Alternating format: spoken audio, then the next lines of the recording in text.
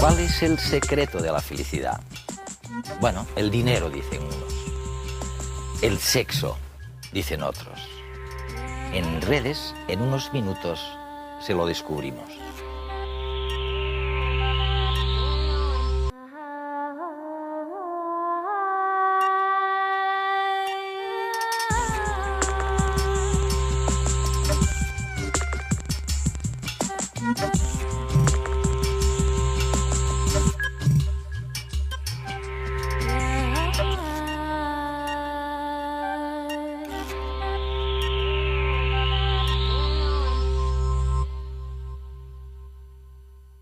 La mayoría de la gente cree que la felicidad depende de factores externos como, bueno, el dinero, la salud, la educación, el grupo étnico al que uno pertenece y hasta de lo que yo llamo los atajos a la felicidad, el sexo, las drogas.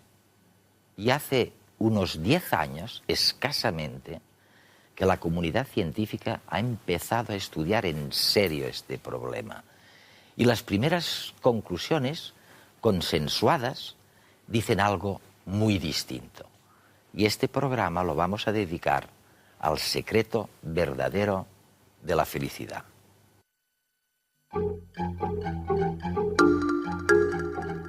Imagínese que le dan a escoger entre estos dos mundos imaginarios cuyo coste de vida es similar. En el primero le pagan 50.000 euros al año, mientras los demás ganan 25.000 de media.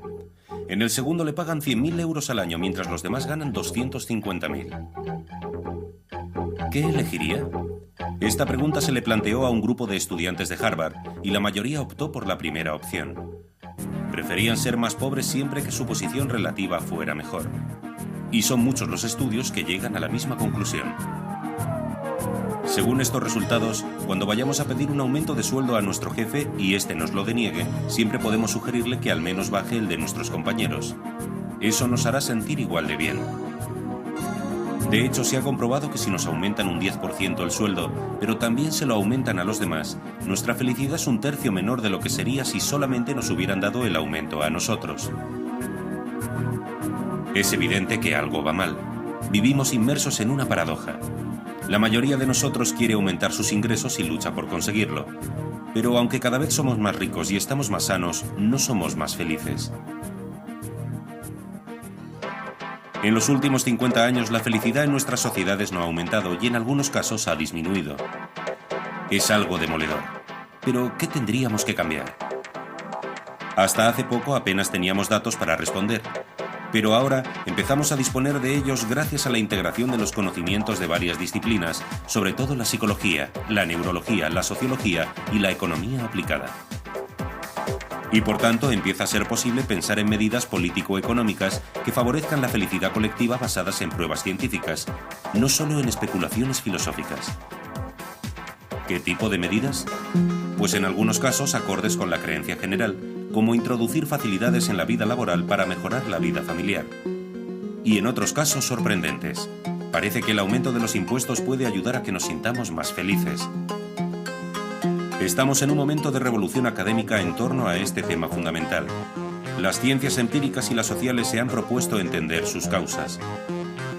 Resurge de nuevo con fuerza la idea de que la felicidad debería convertirse en un objetivo político y que el desarrollo y progreso de la felicidad nacional debería medirse y analizarse tan estrechamente como el crecimiento del Producto Interior Bruto. Esperemos que funcione.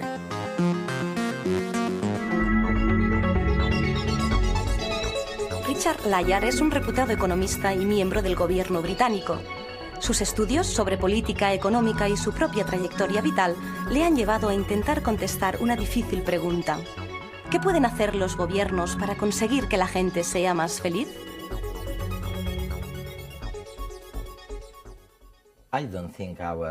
No creo que nuestros telespectadores se sorprendan mucho. No lo saben, pero lo intuyen. Y mi pregunta es si tengo razón o no la tengo. Estoy seguro de que la riqueza ha crecido y mucho en los últimos 50 años. Si hablamos del Producto Nacional. Y en cambio, el nivel de felicidad se ha quedado estancado. ¿Es así o es una falacia? Sí, es cierto. Y tenemos encuestas en las que se ha preguntado a la gente si son felices. Y se han ido repitiendo durante 50 años. Y lo que demuestran es que la gente no es más feliz ahora de lo que decían serlo hace, pongamos, 50 años. Esto es para Estados Unidos, Reino Unido y Japón. Para España y la mayoría de países europeos solo tenemos información recogida desde hace 30 años. Y los resultados son los mismos, aunque ha habido un gran aumento de la riqueza. También sucede esto si se hace una comparación entre países. Si analizamos países desarrollados, en el primer mundo, no encontramos ninguna diferencia entre los ricos y los pobres. Sin embargo, si analizamos a los países realmente pobres, como China, nos encontramos que en el tercer mundo son menos felices que en el primero. Cuando llegamos a un cierto nivel, vemos que no hay ningún aumento de felicidad asociado a un aumento de riqueza. Es posible que haya un pequeño incremento, pero es posible que esto esté asociado a otros factores que lo promueven, como por ejemplo el aumento de familias rotas. Esta es la cuestión que tú defiendes en el libro La felicidad, que ha sido traducido al castellano. Me gustaría saber, imaginar, cuál habría sido el nivel de felicidad si el Producto Nacional se hubiera realmente estancado en lugar de haber aumentado. Habría sido un desastre. Es decir, tiene que haber unos factores compensatorios que nos hacen dudar, que impiden que se manifieste el aumento de la felicidad. Empecemos por lo que has mencionado del problema que se produciría si el crecimiento económico fuera inferior o cero. Creo que todo dependería en gran medida de la expectativa que tiene la gente, ya que está claro que la gente siempre compara su sueldo con el de los demás. Y se tiene una expectativa que en parte es de lo que tienen los otros y en parte es de la propia experiencia.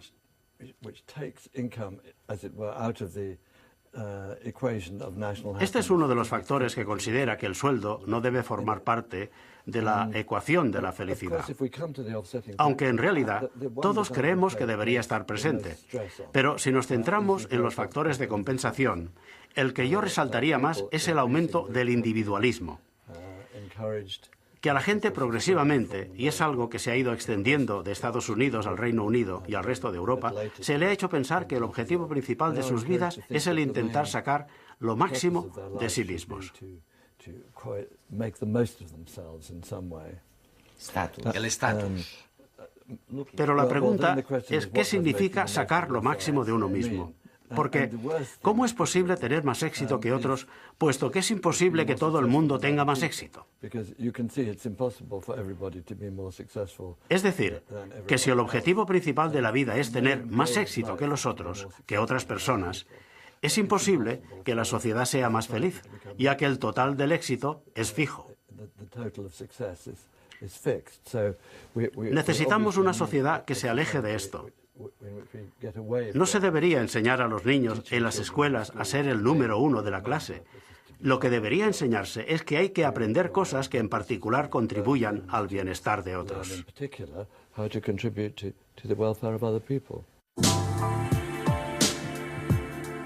Así que nuestra sociedad no es más feliz que hace 50 años, a pesar de haber aumentado la riqueza notablemente. Por lo tanto, desterremos nuestros sueños de ser millonarios, porque con estos millones no seremos más felices. Pero entonces, ¿dónde debemos centrar nuestros esfuerzos para lograr el bienestar? Richard Layard propone varios frentes de lucha para organizarnos y conseguir una sociedad basada en el principio de la máxima felicidad. En un entorno económico de libre mercado son varios los cambios que debemos hacer, tanto a nivel gubernamental como en nuestros valores. En primer lugar, concienciarnos de que los impuestos no son tan malos. Sirven para equilibrar la balanza del trabajo y la vida laboral y reprimen la tentación de llevar un modo de vida aún más febril. Para muchos, el trabajo es el medio para aumentar progresivamente el nivel de vida, pero ignoramos que el ser humano se adapta con mucha facilidad a los cambios. Y por lo tanto, el aumento en el poder adquisitivo no nos hará más felices, ya que nos acostumbraremos a él rápidamente y necesitaremos otro incremento para mantener este nivel de felicidad. Es decir, si consideramos el trabajo como una fuente de adicción, no deberíamos vacilar a la hora de gravarlo con impuestos igual que hacemos con el alcohol o el tabaco. En segundo lugar, debemos reducir una de las causas que provoca más infelicidad, el desempleo. Su impacto es similar al de una ruptura matrimonial, ya que uno siente que deja de ser necesario. Layard propone que el Estado se responsabilice de que el desempleado encuentre trabajo. Pero sin duda el tiempo pasado con la familia y los amigos es el que nos reporta mayor felicidad. Por lo tanto, es importante introducir mejoras en la vida laboral, con una mayor flexibilidad de horarios y más permisos de maternidad y paternidad. La posibilidad de pasar más tiempo con los nuestros también nos prevendrá de posibles enfermedades mentales, que son la principal fuente de infelicidad en Occidente. Y es que se ha demostrado que allí donde la movilidad laboral es mayor, la gente está más sola y la incidencia de enfermedades mentales aumenta. Para resolver esta problemática, debemos subvencionar las actividades que fomenten la vida en comunidad. La confianza en las personas de nuestro entorno, el sentirnos seguros y contar con una red de apoyo social contribuye enormemente a nuestra felicidad. Sin embargo, para lograr que todos estos cambios sean posibles, debemos atacar la raíz del problema. Nuestros principios y valores no se corresponden con los necesarios para construir un mundo mejor. El secreto es inculcar el respeto hacia uno mismo y hacia los demás. Quizás esta idea sea la piedra angular de una nueva cultura basada en la felicidad.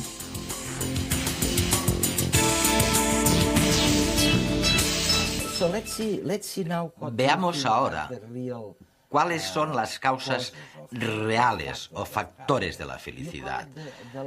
Tú incluyes entre ellas el nivel de confianza. La confianza es una medida general para saber cómo funciona la comunidad. Y creo que es muy interesante que existe una gran diferencia en el nivel de confianza en los diferentes países. Se han hecho preguntas como: ¿crees que se puede confiar en la mayoría de la gente?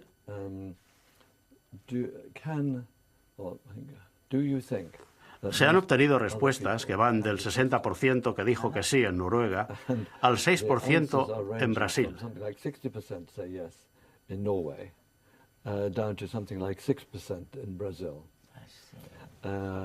Se ha encontrado que esta variable es una de la serie de factores que son muy útiles para explicar los niveles de felicidad en diferentes países. Y lo que me preocupa es que en Estados Unidos y ahora en el Reino Unido se han reducido al 50% en los últimos 40 años. Sí, es la mitad. Y la proporción, digamos, que ha pasado de 64 a 32%. Es decir, que tenemos estos países muy señalados que no están aportando vidas satisfactorias. Y creo que el gran tema cultural para la próxima década es si esta forma extrema de individualismo que proviene de Estados Unidos penetrará en los países de la Europa continental.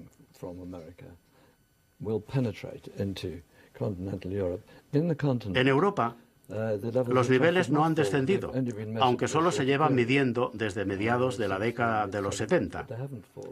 Pero espero que Europa pueda continuar manteniendo el concepto de la obligación mutua.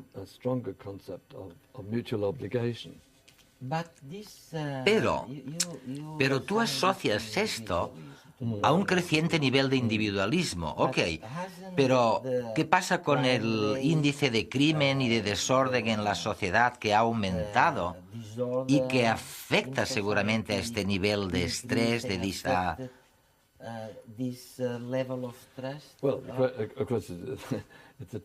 Es un proceso causal en doble sentido. Está claro que la gente que siente menos responsabilidad mutua tiende a cometer actividades criminales. Pero es evidente que si se experimentan actividades criminales, se deja de sentir confianza en otros y responsabilidad mutua. Pero vamos a ver. Ahora llegamos a lo que es el último factor, para mí el más sorprendente de todos los que tú señalas. Me refiero a la confianza política, a la clase política. Tú dices, y creo que eres el primero en decirlo tan abiertamente, que la democracia, si funciona, hace a la gente feliz. ¿Por qué? El hecho, y esto proviene de las encuestas realizadas a nivel multinacional, es que los países menos felices, y aún siguen siéndolo, son los países que pertenecen a sistemas comunistas. Y es algo extraordinario. Los que están más bajos son los países que antes formaban parte de la ex Unión Soviética. Y los siguientes más bajos son los países de la Europa del Este, que también formaban parte del sistema comunista, aunque ahora empiezan a mejorar. En un principio empeoraron por culpa de la transición, que les produjo la sensación de dislocación y el aumento de paro. Pero ahora empiezan a mejorar, aunque tienen la herencia de la sospecha y la falta de control sobre la propia vida, que es el marchamo del sistema totalitario o comunista.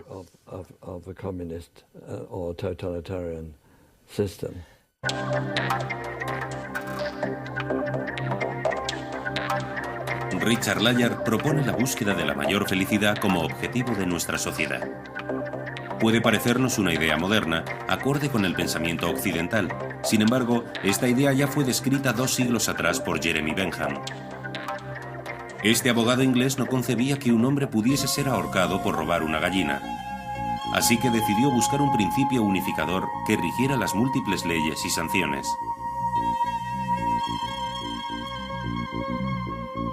De sus reflexiones surgió una nueva corriente de pensamiento, el utilitarismo, que intentaba dar una mayor coherencia al sistema legal y moral inglés.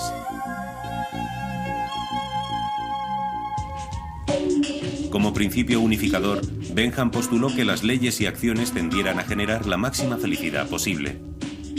De esta manera, una ley es buena si aumenta la felicidad de los ciudadanos, de lo contrario es mala.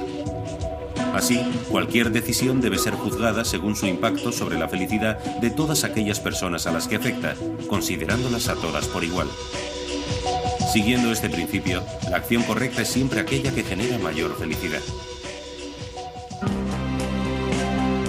Sin embargo, Bentham no fue el primero, ni mucho menos el único, en imaginar un mundo diferente.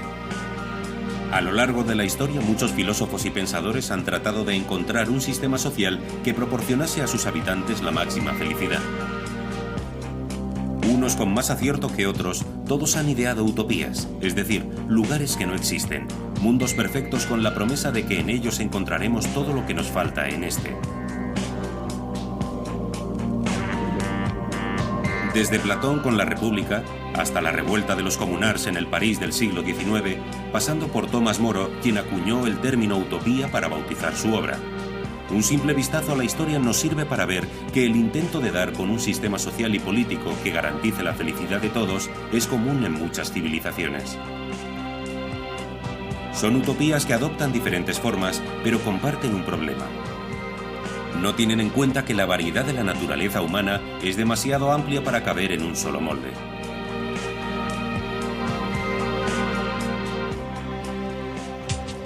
Inspirados por este hecho, varios escritores han imaginado cómo sería un sistema social cuyo objetivo sea conseguir el bien común. El resultado es la antítesis de la utopía, o sea, una distopía donde las individualidades quedan anuladas en favor de la comunidad. Y es que una de las mayores críticas a las utopías es creer que a través del análisis científico de la sociedad se pueden establecer normas para construir un mundo mejor. Es cierto que el estudio de los modelos nos puede ayudar a evitar malas decisiones, pero intentar predecir el comportamiento humano en base a estadísticas es más difícil. Si reducimos nuestras conductas a una simple interacción matemática, ¿Dónde quedan las pequeñas acciones que se salen de la norma y hacen algo especial del día a día?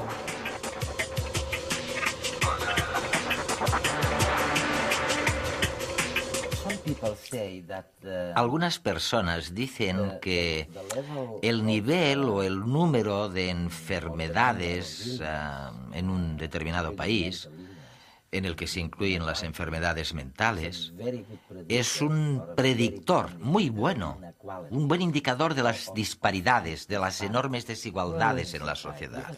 ¿Es así? Yo creo que lo sorprendente de estas estadísticas, sobre todo en el Reino Unido, es que las enfermedades mentales atacan en todas las clases sociales y en cada grupo educativo. Es ligeramente menos común de la media en el grupo de personas con estudios universitarios y es algo más común en las clases obreras, pero en general es muy importante en cualquier clase de la sociedad, y lo sabemos. El año pasado, mientras estaba trabajando en esto, tuve una experiencia interesantísima. Cuando entrevistaba a las personas y me preguntaban en qué trabajaba, yo decía que con enfermedades mentales, y entonces me decían que mi hijo, mi tía o mi madre, y al final siempre me decían, sobre todo si trabajaban con gente, que no se lo dijera a nadie. Creo que todo esto es debido al estigma de la enfermedad mental y a que a las personas no les gusta que otras personas sepan que ellos la sufren o que tienen a alguien en la familia enfermo. People don't like other people to know that either they have it or somebody in their family has it.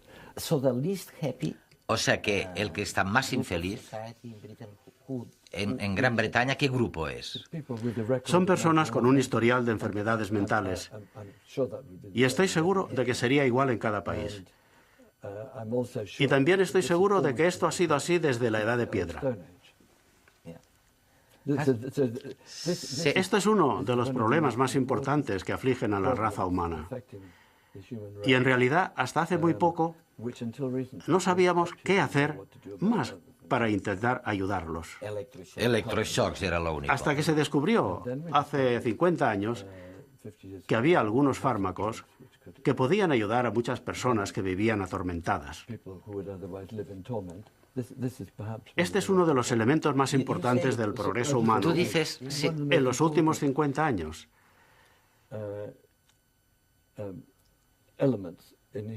Porque pudo aliviar del tormento extremo que sufrían los esquizofrénicos y algunas personas depresivas.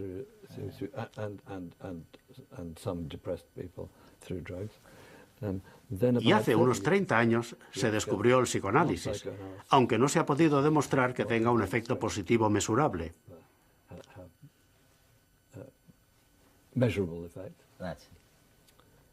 Pero la terapia de comportamiento cognitivo hace que en unas 10 sesiones pueda ayudar a un 60% de las personas a salir de una depresión profunda.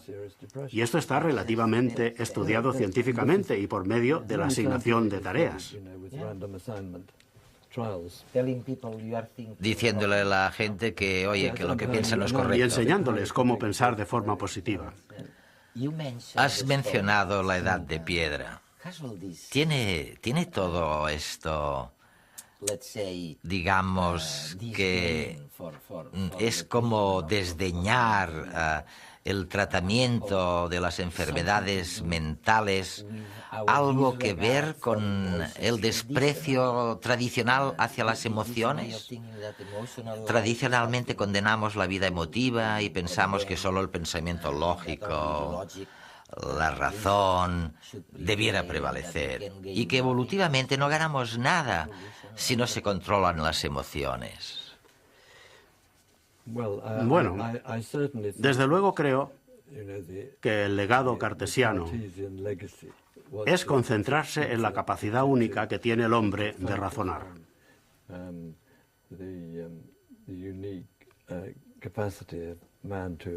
Y después vino esta idea de que las emociones y la razón están en conflicto. Y por lo tanto, las emociones son en algún sentido negativas. Pero creo que en el siglo XVIII escapamos hasta cierto punto de esto. Solo en el Reino Unido. En el Reino Unido pasamos a pensar que la mejor sociedad es la que es feliz. Y esto quiere decir cómo se siente la gente. Creo que es una pena que en el siglo siguiente, después de este principio al que podemos llamar el principio de mayor felicidad, que había mejorado muchísimo las condiciones sociales, en el siglo XX se desechara, en parte por un exceso de escepticismo de los filósofos y en una época por los psicólogos.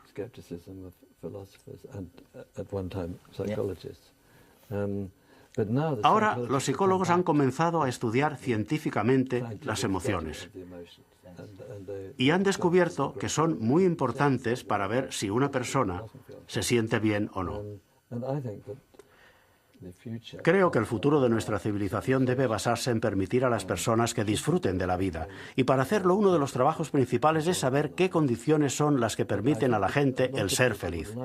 Creo que a mucha gente les gustaría que les enseñaran cómo regular su vida interior para poder relacionarse mejor con otras personas y consigo mismos. Y la palabra clave que utiliza el budismo para esto es la compasión. Me gustaría pensar que el gran concepto para este siglo XXI es la compasión, el desarrollo de la compasión. And the development of compassion.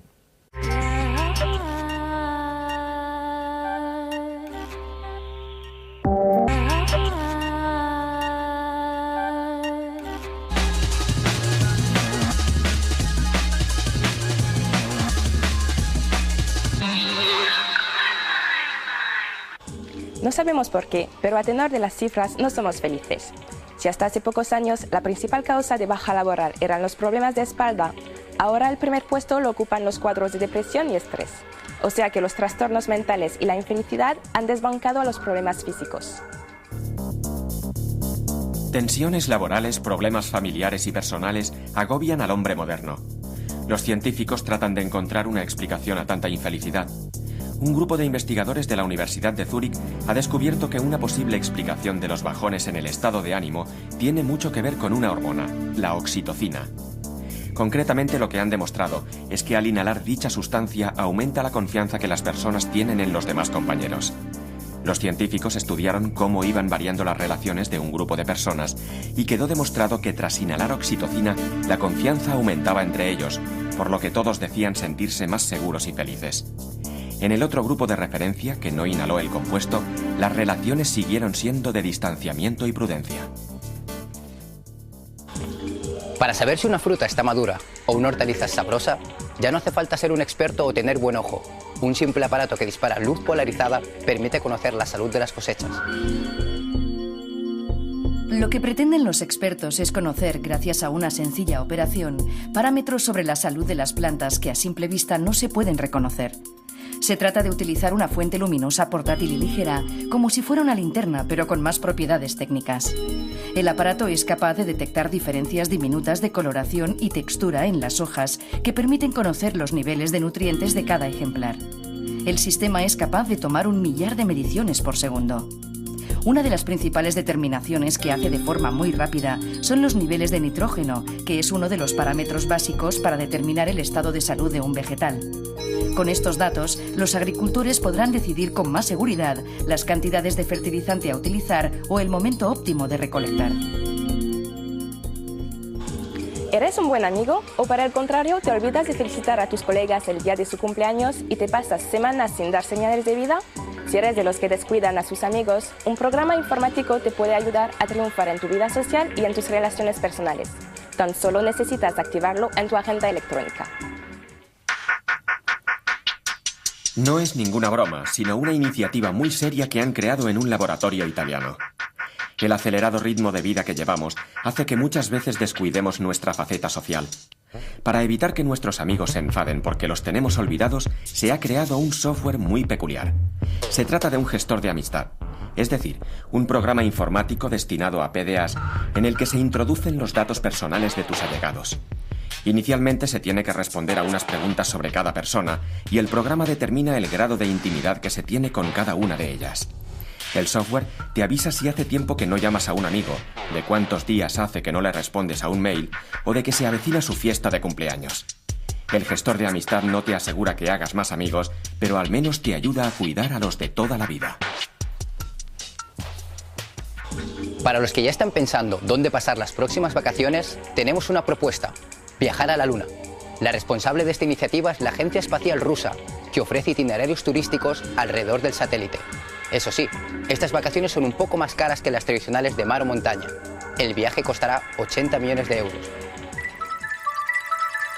La Agencia Espacial Rusa está pensando en personas a las que el planeta Tierra se les haya quedado pequeño. La duración mínima del viaje será de 2 semanas y hay 2 posibilidades: vuelo directo o con una escala en la Estación Internacional, donde podrán vivir como un astronauta más durante una semana. Dadas las reducidas dimensiones de la nave del tipo Soyuz, en principio tan solo viajará un piloto y un turista espacial. Aunque se trata de una iniciativa rusa, las autoridades norteamericanas no quieren perder la oportunidad de formar parte de este nuevo turismo lunar y ya han firmado un convenio de colaboración con la corporación rusa. Los primeros vuelos podrían despegar en un par de años.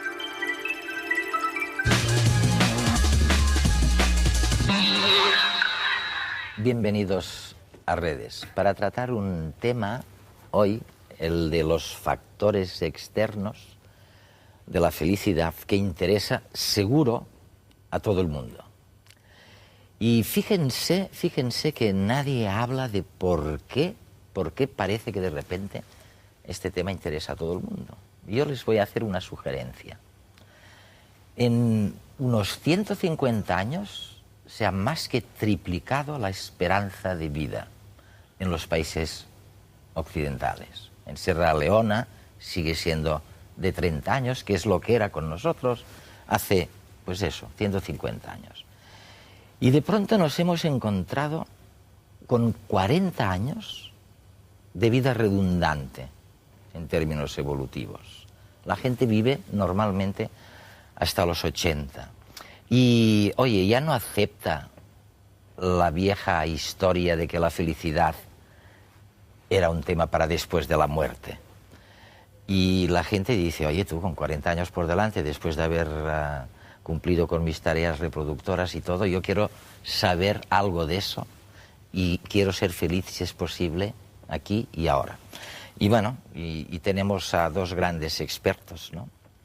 A Federico Javaloy, que es catedrático de Psicología Social en la Universidad de Barcelona, y Enrique García Fernández Abascal, de la UNED, también psicólogo.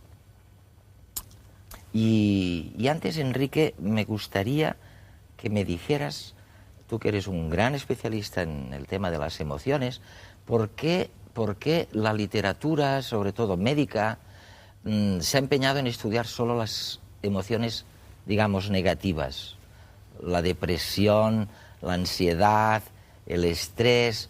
Pero sois contados los científicos, y desde hace muy pocos años, que habéis dicho, oye, voy a estudiar el tema de la felicidad, a ver qué pasa, qué es esto, ¿no? Sí, durante mucho tiempo se ha pensado que las emociones negativas eran más importantes para la supervivencia.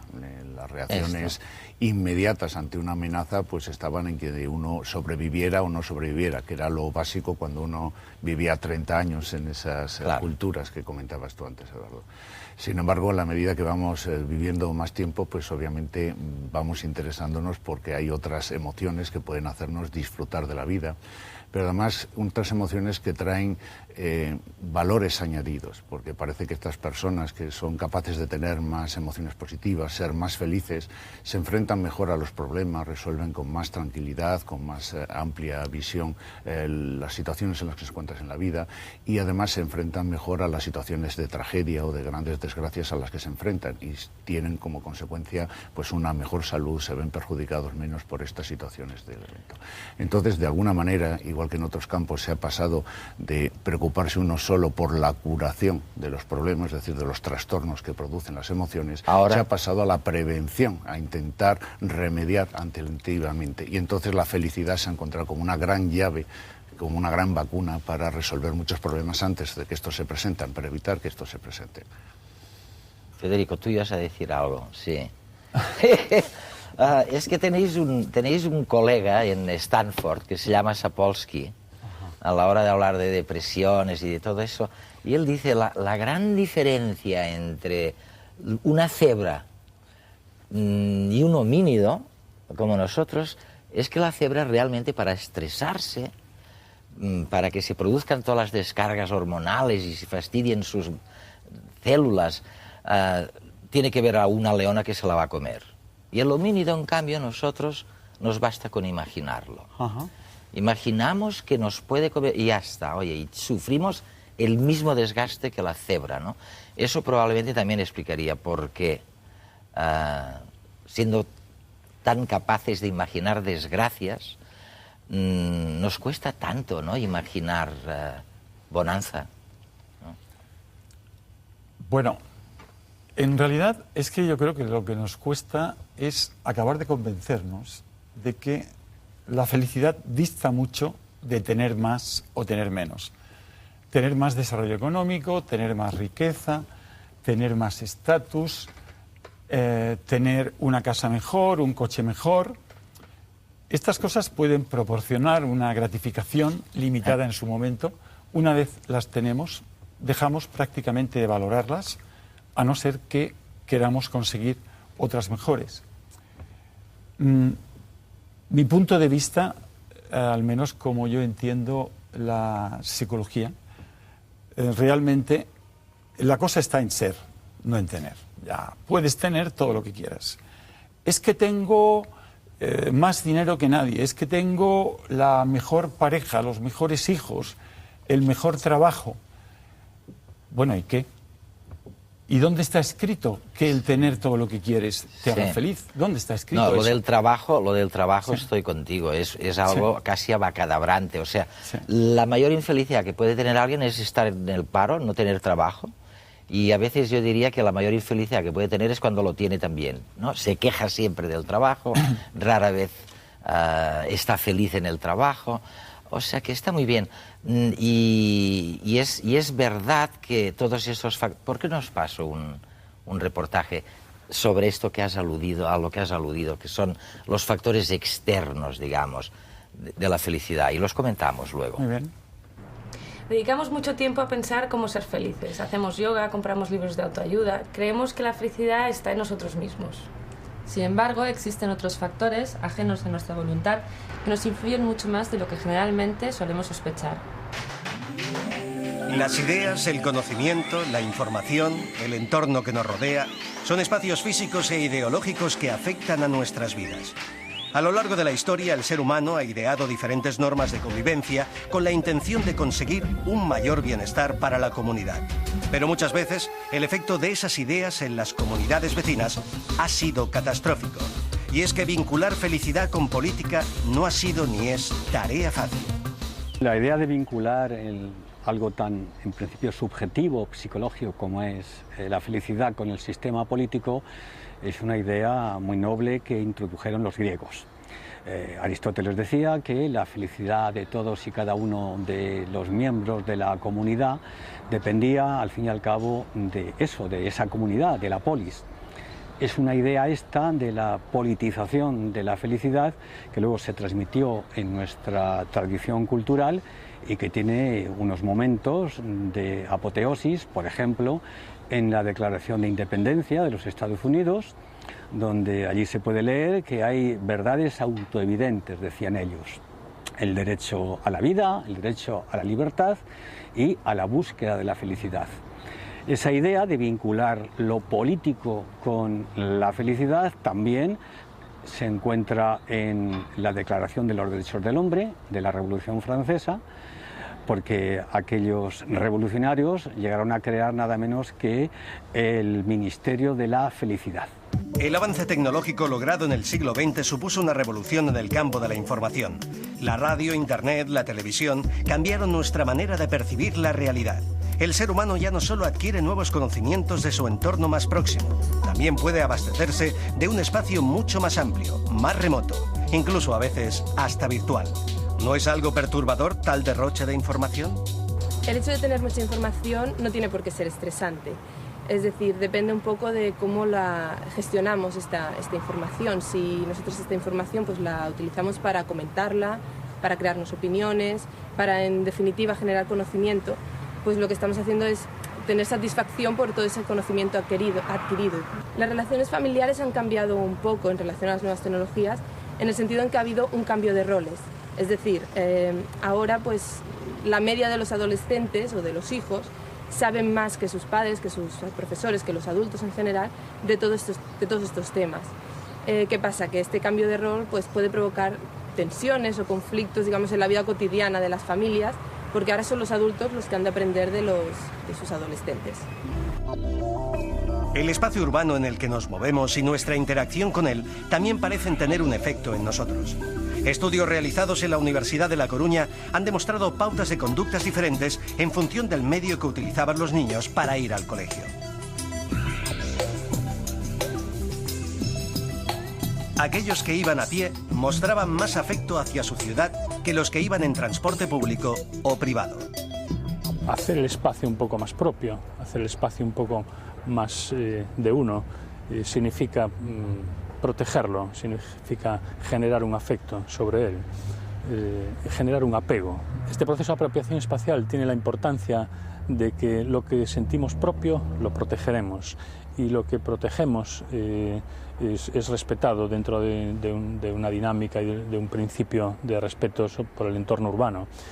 Lo contrario significa o tiene que ver con procesos de desapropiación espacial que están más relacionados con un problema urbano hoy de gran importancia, que es el del vandalismo. Tradicionalmente los psicólogos han mostrado un especial interés por la labor de los arquitectos. Sin embargo, cada vez más se tienen en cuenta otros espacios no tan físicos a la hora de evaluar qué factores influyen en nuestra felicidad. Las casas o los lugares de trabajo no son las únicas carcasas donde estrechamos lazos emocionales. El espacio puede llegar a ser generador de tensiones, ¿no? De la misma manera que puede llegar a generar afectos, porque los espacios se cargan precisamente de emociones, de afectividad, que es el aspecto de la vida de las personas que más influye en las sensaciones que tenemos de bienestar, de felicidad o de satisfacción. No insistan demasiado en los factores externos, como la salud, el dinero.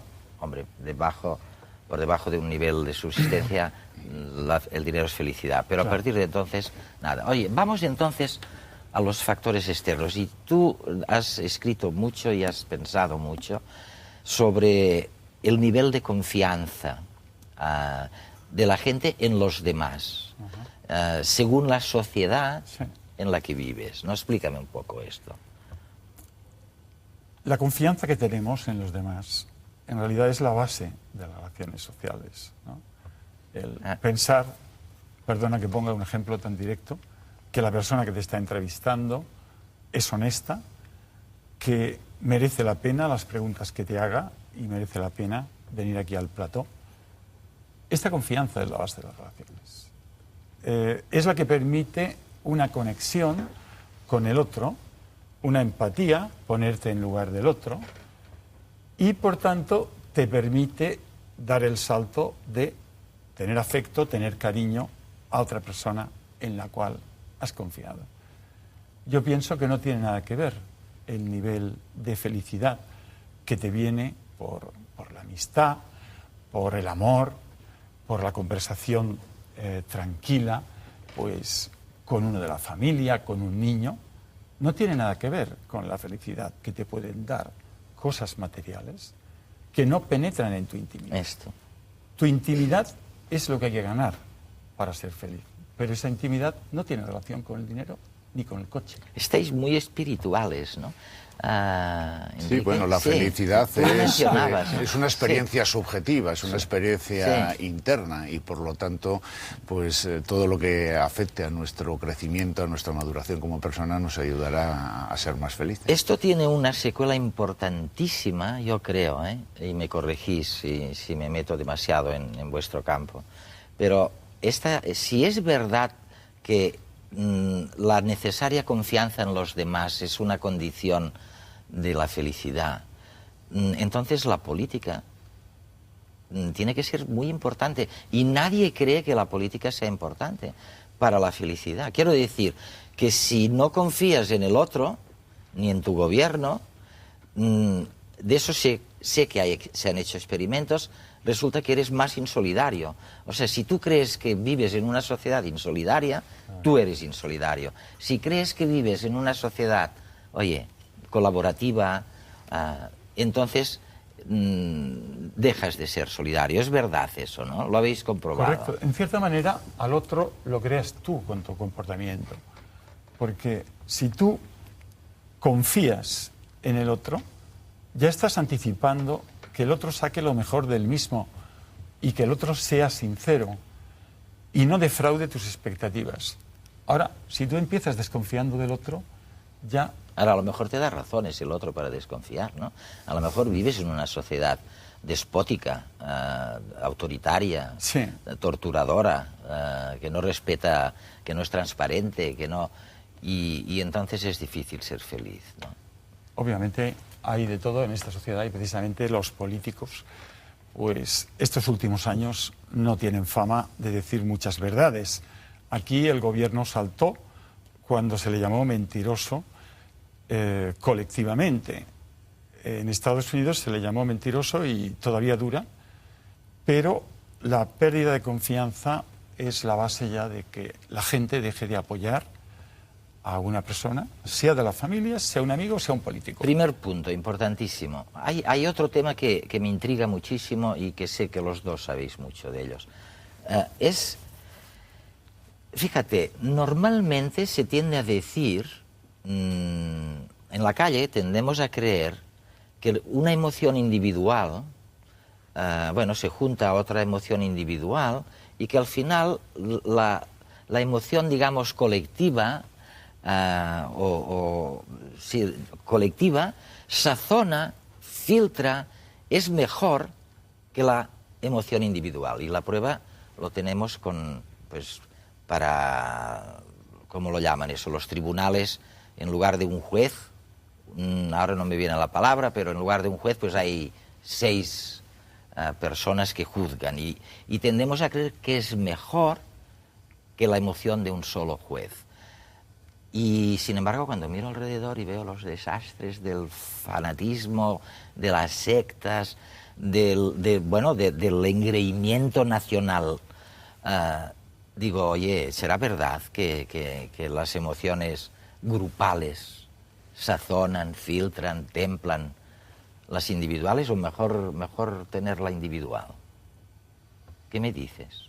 Bueno, las emociones, de alguna manera, aunque no es tema del que yo sea experto, pero las emociones en grupo tienen un efecto de multiplicar su intensidad. Cuando alguien está manifestando una emoción parecida a la que yo siento al lado, parece que las emociones son contagiosas y hace que las manifestemos más intensamente.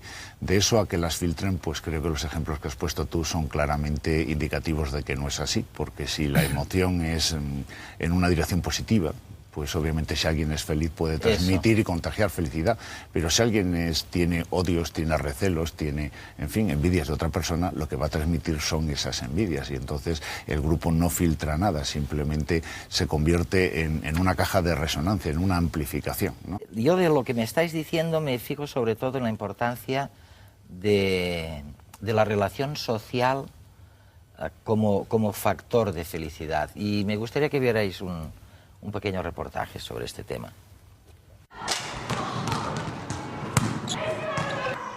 Sandra se puso hace 3 años a jugar a vóley. Bueno, la otra gente, no sé, no sabe lo que es la competición, lo que es luchar por algo que, no sé, llevas todo un año entrenando, ganando, y entonces después te tocan los campeonatos de España y has de dar todo lo que tienes, pues ahí. Si no hubiera jugado a vóley me hubiera perdido muchas cosas, porque he conocido a mucha gente que ahora a ver, no, es como si formaran también parte de mi vida. El vóley ocupa hoy gran parte de su tiempo, pero hay más cosas. ¿De qué es lo que estoy más satisfecha? Pues supongo que de ligar tan alto con el deporte, y a la vez pues también sacar buenas notas y tener un círculo de amigos que me gusta mucho también. ¿Eres feliz? Pues yo creo que sí. Sí, lo tengo, no sé, todo muy fácil yo. Lo único que he de hacer es que no he de trabajar, no he de ganarme dinero ni nada. Me siento muy afortunada. Lo único que hago es ir al colegio, ir al vóley, estudiar y ya está. Lo que pueden parecer triviales preguntas se convirtieron en los componentes de un estudio realizado con miles de adolescentes de varios países desde el Instituto de Investigación sobre Calidad de Vida en la Universidad de Girona. En la felicidad de las personas hay muchas cosas que contribuyen, el dinero contribuye un poquito, mi casa contribuye un poquito, el medio natural, la ciudad en que vivo, todo contribuye un poquito o muchas cosas, pero realmente lo que contribuye mucho y de forma destacada sobre todo lo demás son las relaciones interpersonales, por tanto mis amigos, mi familia, las relaciones con otras personas. En concreto nosotros hemos preguntado sistemáticamente a los adolescentes cuando cumplas 21 años, ¿por qué valores te gustaría que te aprecien los demás?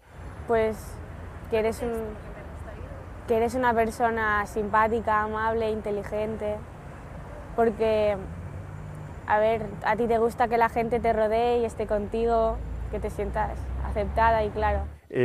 Nos salen los mismos datos entre 12 y 16 años, sin diferencias significativas ni por razón de género, ni por razón de edad, ni por razón de punto de muestreo, es el ser apreciados por su simpatía y por su amabilidad. Yo diría que en estos momentos la visión mayoritaria de los adultos es que no se creen la respuesta de los adolescentes. Es decir, no puede ser que digan esto, que ese valor sea tan importante para ellos, etc. Con lo cual, pues esto refuerza una hipótesis que hace años que venimos barajando, y es que hay una ruptura de culturas. Es decir, hay unas culturas infantiles y adolescentes en estos momentos que cada vez tienen menos referentes de las culturas adultas. El mensaje sería, en fin, no pasa nada si pensamos en términos de socialización bidireccional. Todo el mundo hoy en día que estudia estos temas sabe que los adultos aprendemos de los bebés cuando la primera semana de vida. Por tanto, que no pasa nada si a los 8, a los 12 o a los 16 años los adultos hemos de aprender de los más jóvenes. No pasa nada es el mensaje, no pasa nada.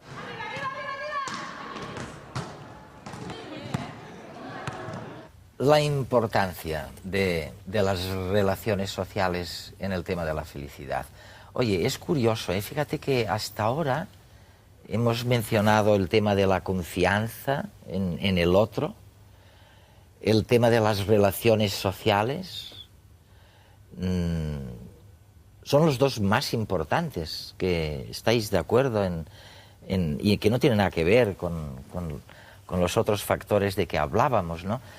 Yo os voy a hacer una pregunta que os la pide nuestra audiencia, ¿no? ¿Cómo se aprende a ser feliz, ¿no? Y si se puede aprender a ser feliz.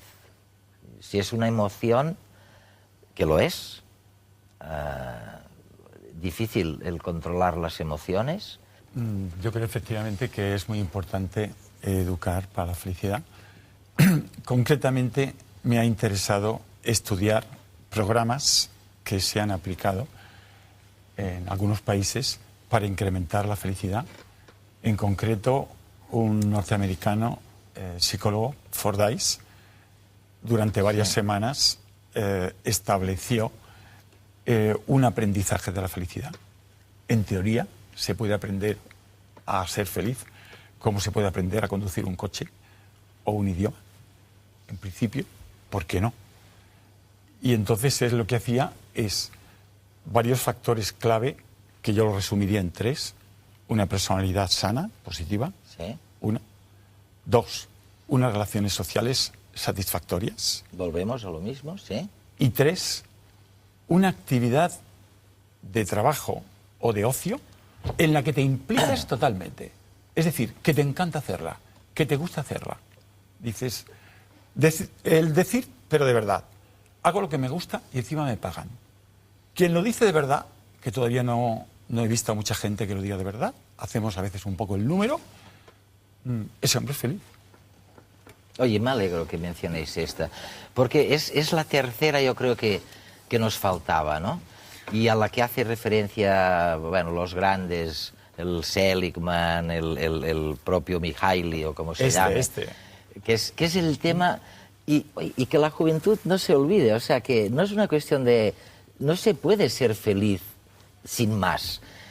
Hacen falta, dicen todas estas personas, estos científicos que han estudiado este tema como vosotros, lo que me estáis diciendo es que hace falta desarrollar unas capacidades en las que tú exceles, en las que te diviertes y en las que eres bueno. La felicidad, como toda emoción, es transitoria. O sea que no intenten ser felices todo el rato, aunque hasta la semana que viene, bien, pueden intentarlo. Hasta entonces, que sean felices. Esta temporada el concurso La Cuestión de Redes os propone un viaje al futuro. ¿Te atreves a imaginar cómo será el mundo en el año 2105? Cambio climático, recursos energéticos, terapias génicas o sistemas artificiales capaces de replicarse. ¿Cómo afectarán a nuestra vida cotidiana, a nuestra manera de relacionarnos? Puedes responder con un texto o con un formato audiovisual. Consulta las bases del concurso en nuestra página web. Atrévete a ser creativo sin olvidar el rigor. Nuestros horizontes se amplían exponencialmente. ¿Cómo te imaginas el mundo dentro de 100 años?